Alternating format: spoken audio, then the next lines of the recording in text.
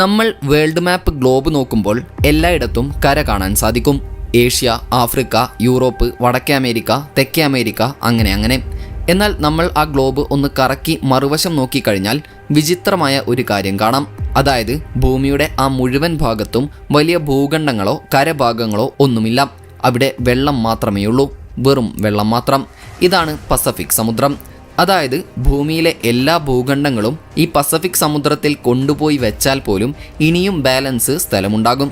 അപ്പോൾ ഈ പസഫിക് സമുദ്രം എത്ര വലുതാണെന്ന് നിങ്ങൾക്ക് ഊഹിക്കാമല്ലോ.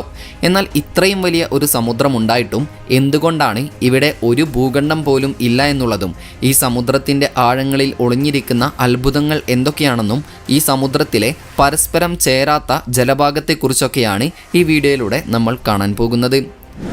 പസഫിക് സമുദ്രത്തിൻ്റെ വിസ്തീർണം 165 മില്യൺ സ്ക്വയർ കിലോമീറ്റേഴ്സ് ആണ്. അതായത് ഭൂമിയുടെ ആകെ ഉപരിതലത്തിൻ്റെ ഏകദേശം 30% വരുമത്. ഇത്രയും വലിയ ഒരു സമുദ്രം ഉണ്ടായിട്ടും എന്തുകൊണ്ടാണ് ഇവിടെ ഒരു വലിയ ഭൂഖണ്ഡം പോലും ഇല്ലാത്തത് എന്ന ചോദ്യം കേൾക്കാൻ വളരെ സിമ്പിളാണെങ്കിലും ഇതിൻ്റെ ഉത്തരം നമ്മെ അത്ഭുതപ്പെടുത്തുന്നതാണ്. ഒരു ഭാഗത്ത് ബാക്കി ഭൂഖണ്ഡങ്ങളെല്ലാം കൂടി തിങ്ങി നിറഞ്ഞു നിൽക്കുമ്പോൾ മറുഭാഗത്ത് ഭൂമിയുടെ ഒരു വലിയ ഭാഗം മുഴുവൻ കടൽ കൊണ്ട് നിറഞ്ഞിരിക്കുന്നു. നമ്മൾ മാപ്പ് ശ്രദ്ധിച്ചു നോക്കിയാൽ ഒരു വലിയ ജിഗ്സോ പസിൽ ഒട്ടിച്ചു മാറ്റിയതുപോലെ എല്ലാ ഭൂഖണ്ഡങ്ങളും പരസ്പരം ചേരുന്ന രീതിയിലാണ് ഉള്ളതെന്ന് കാണാം.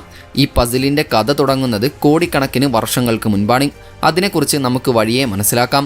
ഭൂമിയുടെ ചുറ്റളവ് ഏകദേശം 40,075 കിലോമീറ്റർ ആണ്. എന്നാൽ പസഫിക് സമുദ്രത്തിനുള്ളിൽ തന്നെ പരസ്പരം 20,000 കിലോമീറ്ററിലധികം അകലമുള്ള പോയിന്റുകളുണ്ട്. ഉപരിതല വിസ്തീർണത്തിൻ്റെ അഥവാ സർഫസ് ഏരിയയുടെ കാര്യം നോക്കുകയാണെങ്കിൽ ചന്ദ്രൻ്റെ ആകെ ഉപരിതലം ഏകദേശം 37.9 മില്യൺ സ്ക്വയർ കിലോമീറ്റേഴ്സ് മാത്രമാണ്.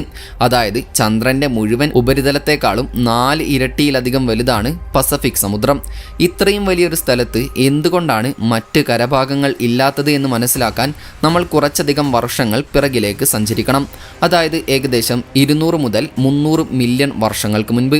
ആ സമയത്ത് ഭൂമി ഇന്നത്തെ പോലെ അല്ലായിരുന്നു.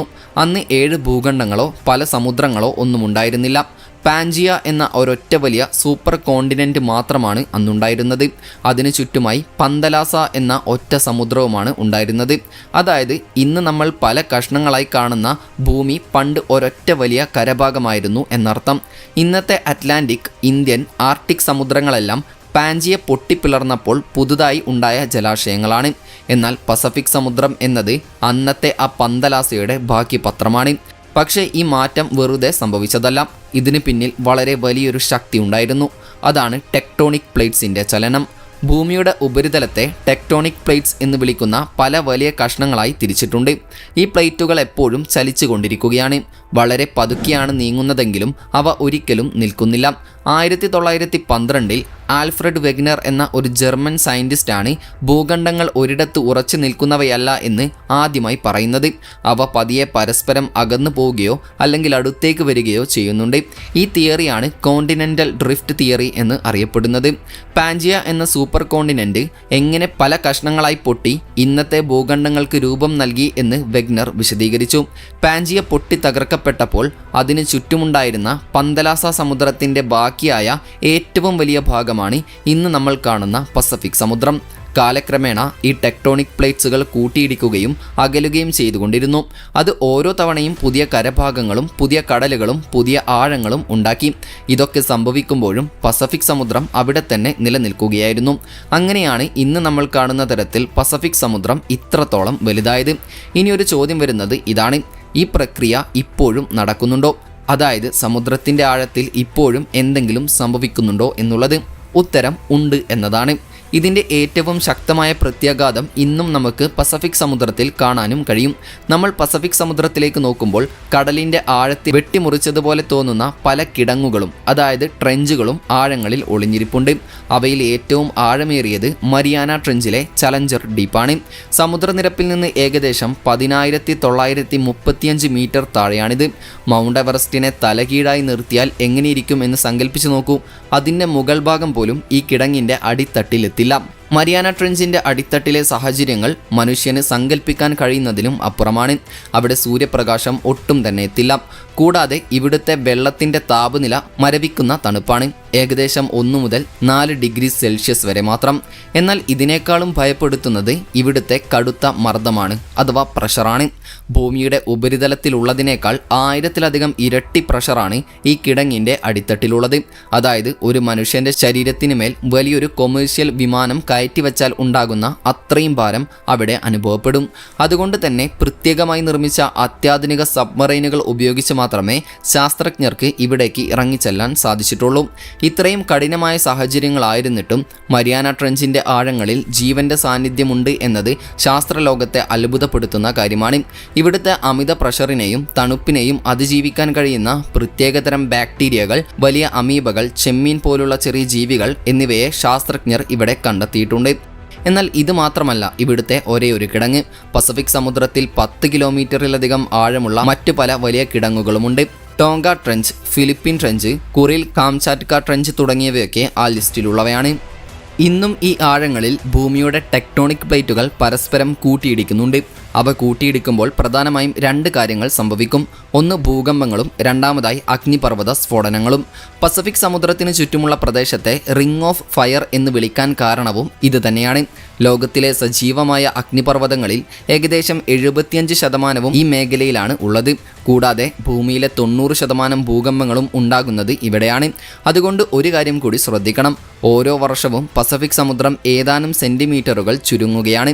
കാരണം അതിലെ പ്ലേറ്റുകൾ ചുറ്റുമുള്ള പ്ലേറ്റുകൾക്കടിയിലേക്ക് തള്ളപ്പെടുകയാണ്.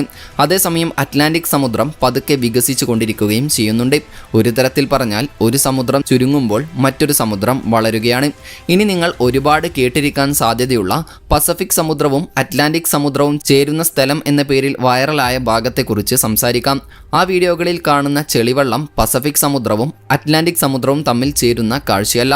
അത് യഥാർത്ഥത്തിൽ കാനഡയിലെ ഫ്രേസർ നദി പസഫിക് സമുദ്രത്തിൽ വന്നു ചേരുന്ന സ്ഥലമാണ്. പസഫിക് സമുദ്രത്തിൽ തന്നെയാണ് ഇതും നടക്കുന്നത്. സത്യത്തിൽ ഫ്രേസർ നദി ഒഴുകി വരുമ്പോൾ വലിയ തോതിൽ മണ്ണും ചെളിയും കൊണ്ടുവരുന്നുണ്ട്. ഈ ചെളിവെള്ളം സമുദ്രത്തിലെ നീലവെള്ളവുമായി ചേരുമ്പോൾ ഉണ്ടാകുന്ന അതിർത്തിയാണ് നമ്മൾ കാണുന്നത്. യഥാർത്ഥത്തിൽ പസഫിക് സമുദ്രവും അറ്റ്ലാന്റിക് സമുദ്രവും തമ്മിൽ കൂട്ടിമുട്ടുന്നത് തെക്കേ അമേരിക്കയുടെ ഏറ്റവും താഴെയുള്ള അറ്റമായ കേപ്പ് ഹോൺ അഥവാ ഡ്രേക്ക് പാസേജ് എന്ന് വിളിക്കുന്ന സ്ഥലത്താണ്. ലോകത്തിലെ തന്നെ ഏറ്റവും അപകടകരവും പ്രക്ഷുബ്ധവുമായ കടൽ പ്രദേശമാണിത്. യഥാർത്ഥത്തിൽ അവിടെ ഇങ്ങനെ ഒരു വര വരച്ചതുപോലെയുള്ള വ്യത്യാസമോ ചെളിവെള്ളമോ കാണാൻ കഴിയില്ല. ഭീമാകാരമായ തിരമാലകളും ശക്തമായ കാറ്റും സമുദ്രപ്രവാഹങ്ങളും കാരണം ഈ 2 സമുദ്രങ്ങളിലെയും വെള്ളം അവിടെ വെച്ച് വളരെ ശക്തമായി തന്നെ പരസ്പരം കലരുന്നുണ്ട്. കാര്യങ്ങൾ ഇങ്ങനെയൊക്കെയാണെങ്കിലും നമ്മൾ ടെക്ടോണിക് പ്ലേറ്റുകളെ കുറിച്ച് പറഞ്ഞപ്പോൾ നിങ്ങൾക്ക് ഒരു സംശയം തോന്നിയിട്ടുണ്ടാകും. അതായത് ടെക്ടോണിക് പ്ലേറ്റുകൾ കൂട്ടിയിടിക്കുമ്പോൾ കരഭാഗങ്ങളും പർവ്വതങ്ങളുമാണ് ഉണ്ടാകാറുള്ളത്. പിന്നെ എന്തുകൊണ്ടാണ് പസഫിക് സമുദ്രത്തിൽ വലിയൊരു ഭൂഖണ്ഡം രൂപപ്പെടാത്തത്? അതിനുള്ള ഉത്തരം ഇതാണ്. ഈ പ്ലേറ്റുകൾ കൂടുതലും കൂട്ടിയിടിക്കുന്നത് സമുദ്രത്തിൻ്റെ അടിയിലാണ്. അവ കൂട്ടിയിടിക്കുമ്പോൾ പുതിയ കരഭാഗം മുകളിലേക്ക് തള്ളപ്പെടുന്നില്ല. പകരം ഒരു പ്ലേറ്റ് മറ്റൊന്നിന് താഴേക്ക് തള്ളപ്പെടുകയാണ് ചെയ്യുന്നത്. ഇതിനെ സബ്ഡക്ഷൻ എന്നാണ് വിളിക്കുന്നത്. അതുകൊണ്ട് കര ഉയർന്നു വരുന്നതിന് പകരം ആഴമുള്ള കിടങ്ങുകളാണ് അവിടെ രൂപപ്പെടുന്നത്. ഇതുകാരണം ഈ സമുദ്രത്തിൽ ഒരിക്കലും ഒരു വലിയ ഭൂഖണ്ഡത്തിന് രൂപപ്പെടാൻ കഴിഞ്ഞതുമില്ല. പകരം അത് കൂടുതൽ ആഴമുള്ളതും നിഗൂഢവുമായി മാറുകയാണ് ചെയ്തത്.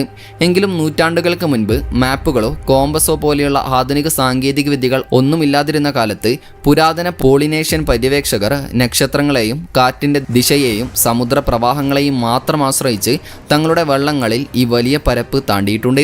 ചുറ്റും നീലവെള്ളം മാത്രം നിറഞ്ഞ വഴിതെറ്റിയാൽ ഒരിക്കലും കര കാണാൻ കഴിയാത്ത ഈ സമുദ്രത്തിൽ അവർ ആയിരക്കണക്കിന് കിലോമീറ്ററുകൾ സഞ്ചരിച്ച് ഫിജി, താഹിത്തി, ഹവായ് എന്നിങ്ങനെ 25,000-ലധികം ദ്വീപുകൾ കണ്ടെത്തിയിട്ടുമുണ്ട്. ഇന്ന് സാറ്റലൈറ്റുകളും അന്തർവാഹിനികളും ഉപയോഗിച്ച് ഇതിൻ്റെ ആഴങ്ങളിലേക്ക് ചെല്ലാൻ കഴിയുമെങ്കിലും ഭൂമിയുടെ ഏറ്റവും പഴക്കമുള്ള ഈ സമുദ്രത്തിലെ പല കോണുകളും രഹസ്യങ്ങളും ഇന്നും പൂർണ്ണമായും നമുക്ക് കണ്ടെത്താൻ കഴിഞ്ഞിട്ടില്ല.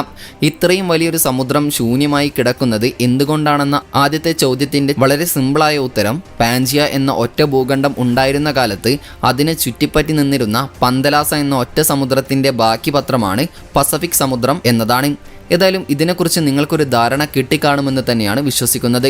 പസഫിക് സമുദ്രത്തിലെ മറ്റു കാര്യങ്ങളെക്കുറിച്ചിട്ടുള്ള ഒരു വീഡിയോ ആവശ്യമെങ്കിൽ അത് കമൻറ്റ് ചെയ്യാൻ വിട്ടുപോകരുത്. അപ്പോൾ മറ്റൊരു ഇൻഫോർമേറ്റീവായ വീഡിയോയുമായി വരുന്നത് വരെ ഗുഡ് ബൈ.